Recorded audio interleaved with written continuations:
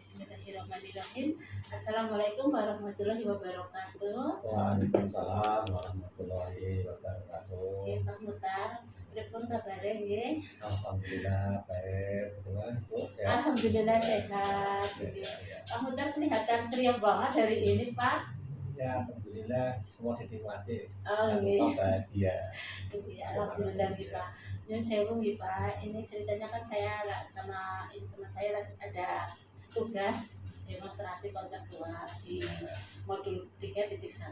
Iya. Di situ tertera dituliskan untuk mewawancarai 2 kepala sekolah.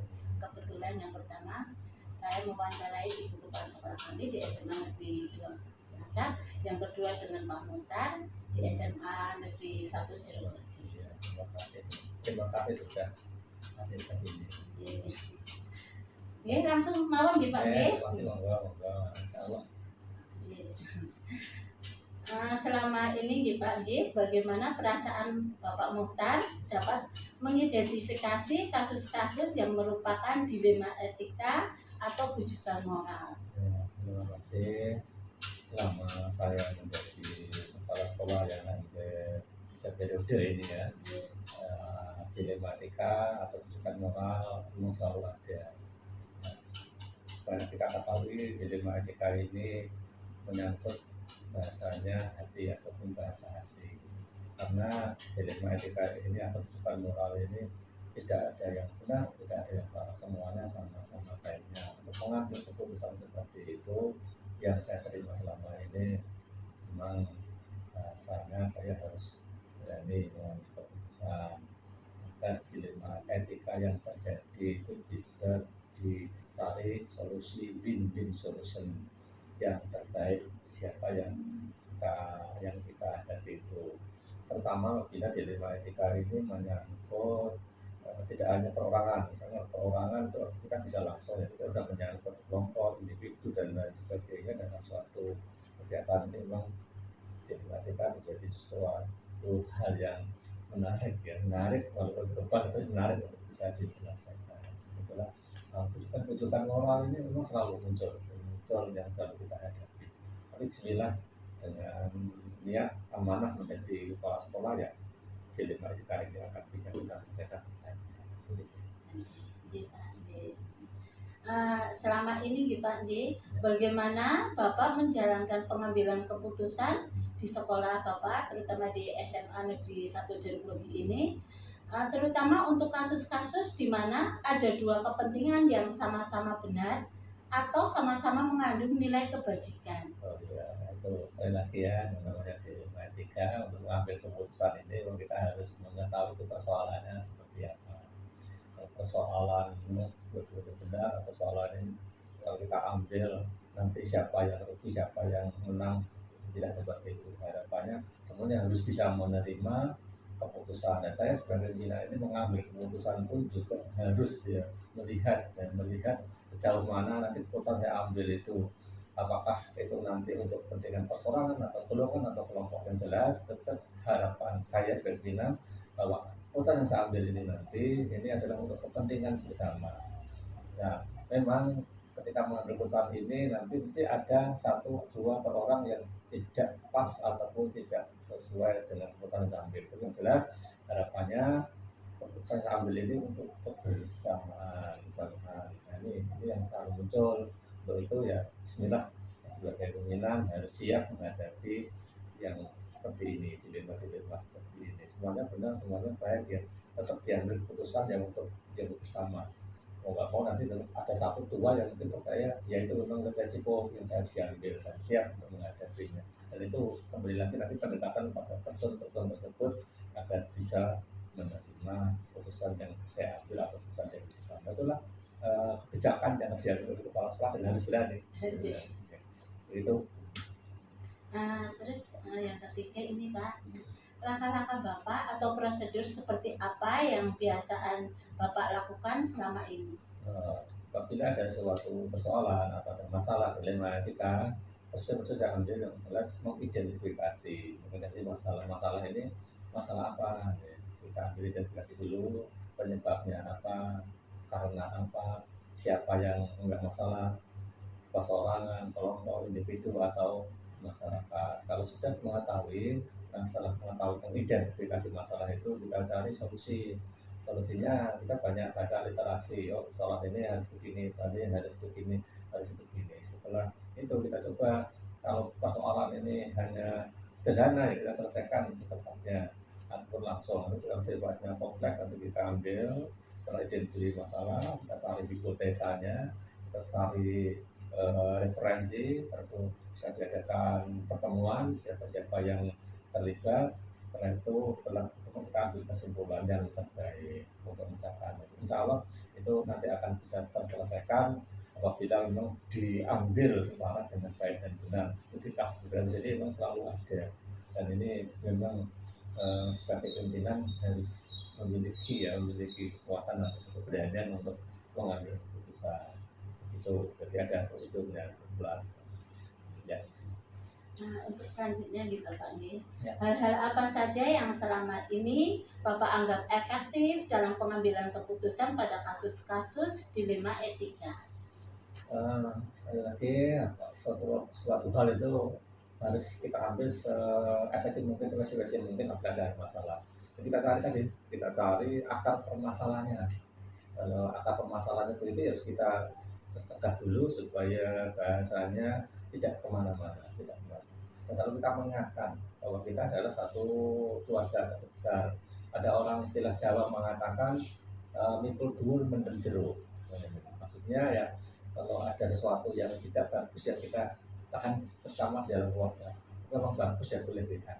Nah, jadi kita harus tahu supaya efektif itu bagaimana persoalan itu tidak kemana-mana. Makanya harus bisa. Pertama tadi ada identifikasi siapa yang mengalami dilema itu, dan itu kita batasi atau istilahnya jangan sampai persoalan seperti itu terus menjadi besar karena kita tidak tabayun. Nah, tabayun itu diambil dulu, dicek dulu persoalan ini benar, salah, atau hanya hoak dan sebagainya. Kalau kita harus memiliki itu, harus tabayun bahasanya.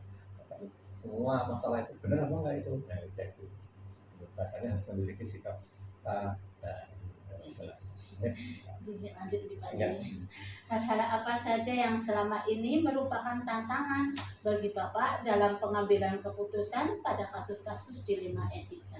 Ini tantangan tantangan selalu ada, tantangan terutama apabila persoalan ini sudah menyangkut persoalan yang sifatnya secara luas, sifat yang golongan, kelompok, atau bahkan masyarakat, atau bahkan stakeholder yang lain. Kalau sudah menyangkut persoalan-persoalan yang lebih luas kompleks seperti itu, nah ini yang mesti kita harus bahasanya ya persoalan-persoalan itu harus betul-betul teridentifikasi secara rapi dan jelas.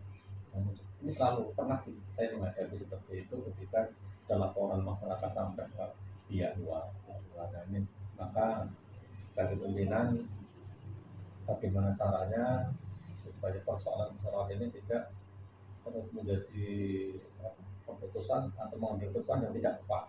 Nah, ini betul ini harus Pak Tani harus perhatikan, dan saya harus melibatkan beberapa hal atau hal yang bisa memecahkan masalah tersebut.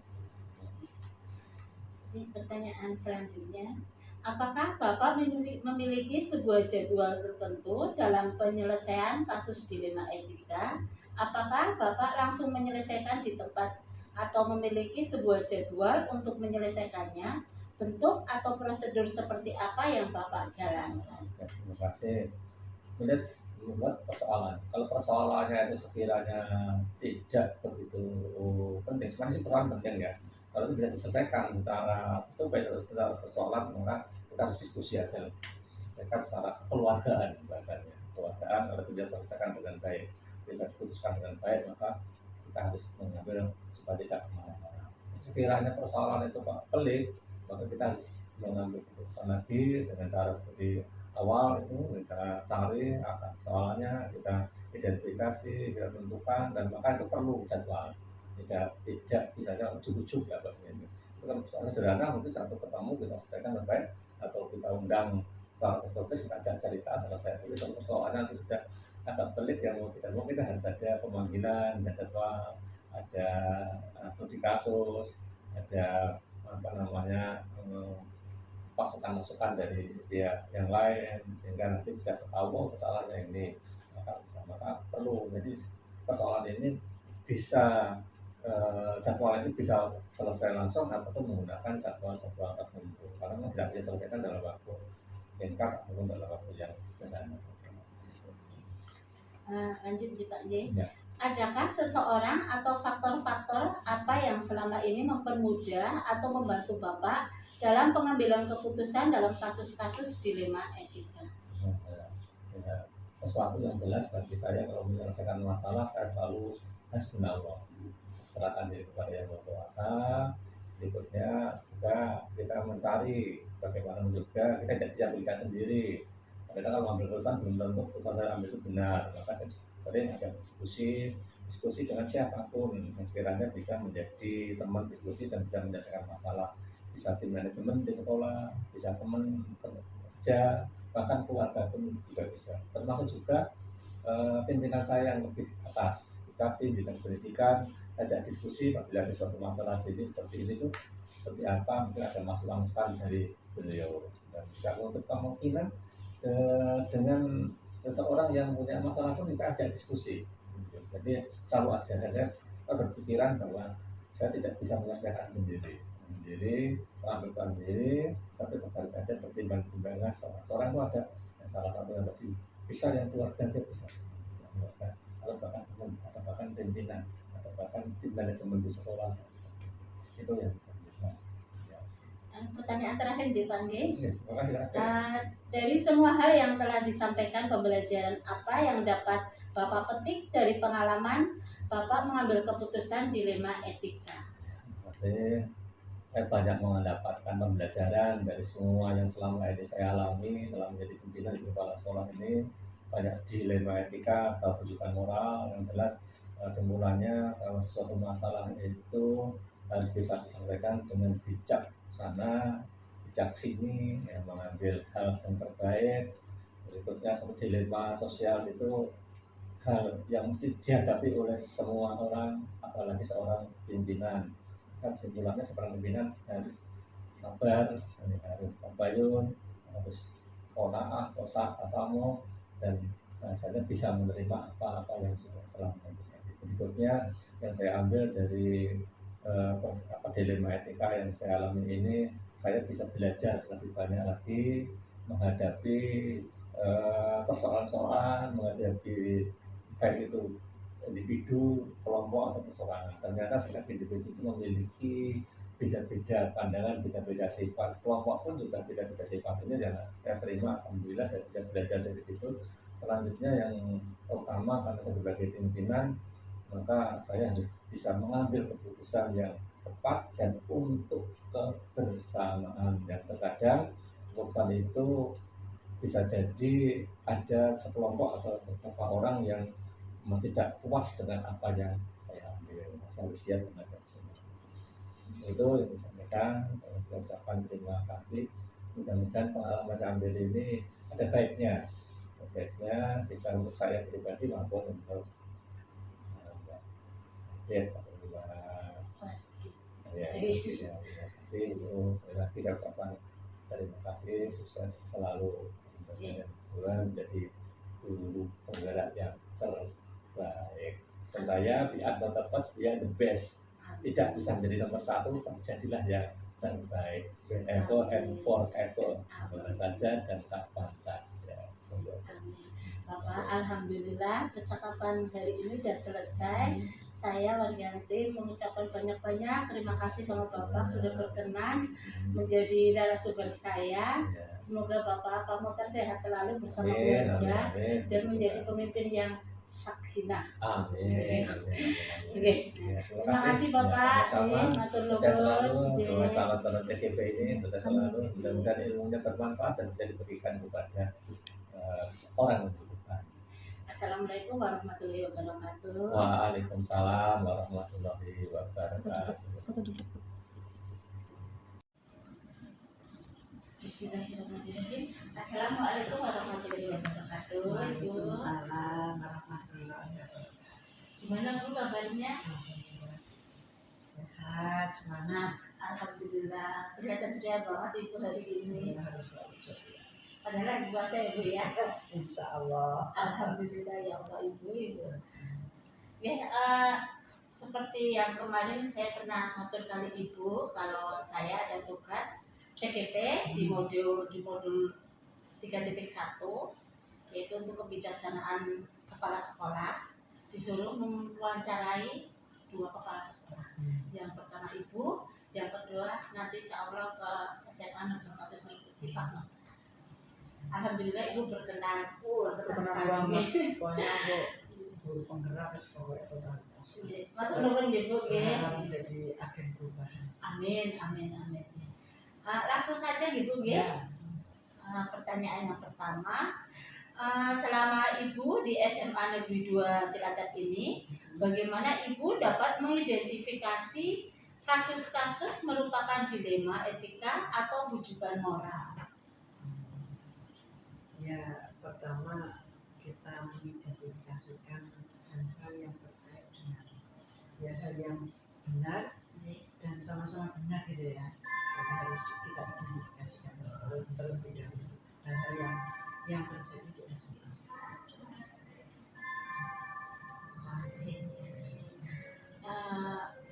Untuk yang kedua, selama ini bagaimana Ibu menjalankan pengambilan keputusan di sekolah Ibu, terutama untuk kasus-kasus di mana ada 2 kepentingan yang sama-sama benar atau sama-sama mengandung nilai kebajikan? Itu tadi yang dilema etika itu kan sangat mungkin terjadi antara guru atau dengan siswa secara profesional warga sekolah. Nah, ini saat muncul hal-hal yang seperti itu, terutama ya harus melihat kepentingan yang ada di dalam kasus ini. Yang jelas itu yang terutama adalah kepentingan bersama artinya apa? Ya, untuk mencapai target visi misi, karena yang dinamakan etika tadi itu kan bisa muncul dengan guru, dengan siswa, karyawan atau warga sekolah. Namun intinya adalah kasus itu arahnya untuk diarahkan kepada bagaimana supaya tercapai target visi misi yang ada di SMA.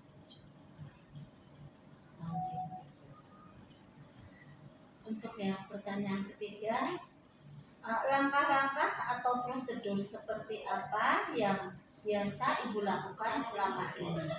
Ya, langkah-langkah untuk menyelesaikan masalah pertama setelah teridentifikasi siapa saja yang bermasalah, maka kita identifikasikan dulu siapa saja hal yang masuk di dalamnya, kemudian kita mengundang yang terlibat.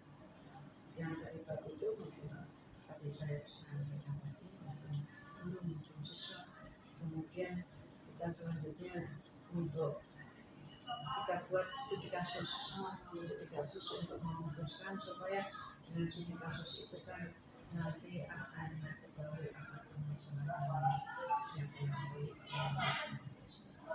Terus studi kasus juga itu merupakan salah satu langkah untuk mengumpulkan data sehingga pada saat memutuskan suatu kebijakan itu betul-betul tidak merugikan satu sama lain. Nah, untuk pertanyaan keempat, hal-hal apa saja yang selama ini Ibu anggap efektif dalam pengambilan keputusan pada kasus-kasus dilema etika? Agar dilema ini tidak mempermainkan, tentunya adalah harus karena apa? Karena saya punya filosofi pada saat suatu masalah atau dilema etika itu tidak segera diselesaikan, pastinya akan muncul hal-hal.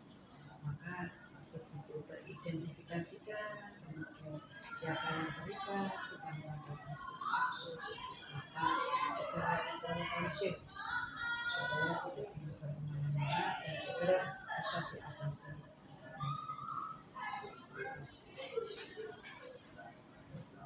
Lanjut Ibu ya, untuk pertanyaan selanjutnya. Hal-hal apa saja yang selama ini merupakan tantangan dalam pengambilan keputusan pada kasus-kasus dilema etika? Ya, ini karena yang dihadapi itu adalah akademisi, ya, akademisi itu tentunya mereka punya kritik yang tinggi, sehingga dengan daya kritik yang tinggi itu disebabkan karena latar belakang pendidikan, latar belakang sosial, dan lain sebagainya. Sehingga untuk mengarahkan ke penyelesaian itu tentunya ya seperti yang saya tadi sampaikan itu harus terkait dengan pencapaian visi misi.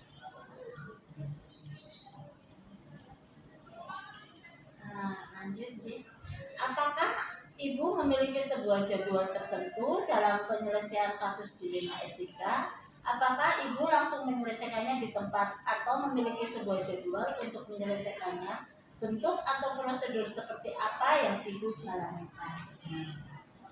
Itu tergantung permasalahannya, tergantung kasusnya. Kalau kasusnya ringan, tidak perlu melibatkan orang lain, ya langsung diskusi. Tapi pada saat masalah itu harus kita diskusikan di manajemen atau bapak ibu yang terkait, tentunya kita harus mengambil ya bahasanya mungkin dimulai dari verifikasi. Jadi ya kalau kasusnya kecil atau kasusnya bisa segera dilaksanakan diatasi ya langsung diatasi. Kalau harus melibatkan pihak lain ya tentunya harus terjadwal. Karena apa? Karena yang melibatkan orang lain kan misalnya bapak ibu guru ada jadwal kelas. Tapi kalau skala prioritas ini memang penting, ya, kami segera mengundang bapak ibu yang terkait dengan penyelesaian. Adakah seseorang atau faktor-faktor apa yang selama ini mempermudah atau membantu Ibu dalam pengambilan keputusan dalam kasus-kasus dilema etika? Ya, pastinya ini karena saya itu kan kerja dan banyak teman-teman guru yang sudah lama di SMA tentunya budaya yang mungkin saya belum tahu karena saya juga baru tahun di sini belum memahami dan belum sempat belajar, sehingga sangat penting untuk terlibatkan dari bapak ibu yang memberikan masukan sehingga harapannya keputusan yang diambil oleh saya itu keputusan dari sisi kebersamaan, dari sisi etika moral menuju. Pertanyaan terakhir Ibu ya.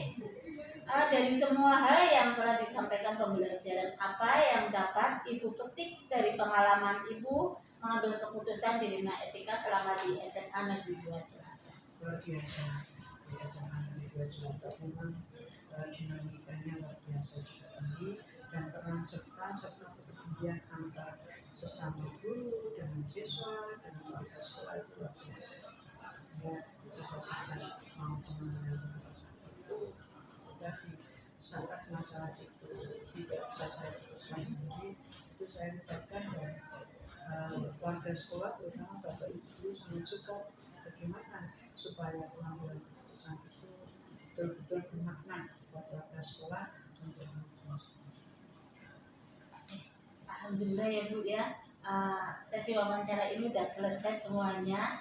Saya secara pribadi mengucapkan banyak terima kasih Ibu sudah berkenan memenuhi undangan saya untuk tugas ini, tugas CGP modul 3.1.